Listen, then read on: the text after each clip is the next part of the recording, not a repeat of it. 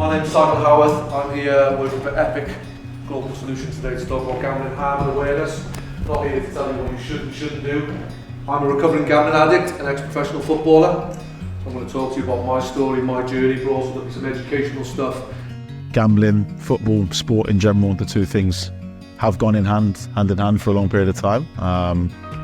Sport is a market that's bet on heavily, so it's important as players to know not necessarily whether you have gambling habits or you're part of that, but if there's people to speak to, if people do need to have that release. Obviously Simon's presentation is someone that's been through the highs and the extreme lows of being a gambling addict, so to hear those stories are always very humbling.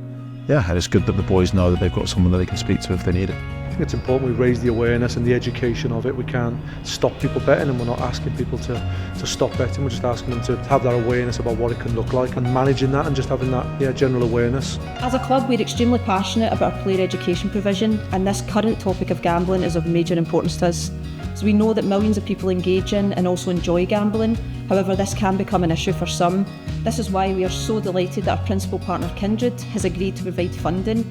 This has allowed us to deliver these informative workshops to all our players. One night, 7 furlong race takes about a minute and 10 seconds.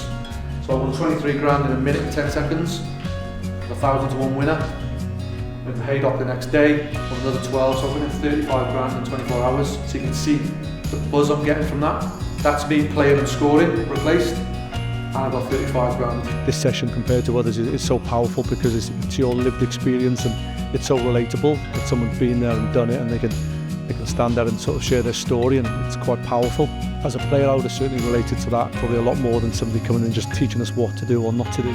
It's a serious addiction. I think people have seen how bad it can get from a mental health perspective, from obviously physically the effect it can have on families, the effect it can have on your career and ultimately your life as a whole. So it's important that things like this are taken seriously. By working together through the operators, also through lived experience such as Simon's, and through football, we can work in collaboration to ensure that we are being proactive and ultimately keeping all our players safe. Any sort of addiction can dramatically affect your life, your family's life, and ultimately your career as well. So it's important that we have support, and this is something that the club is working with guys like that to make sure that the boys here do have support, and especially the younger age groups as well, that they don't become a similar case to what Simon obviously had to go through.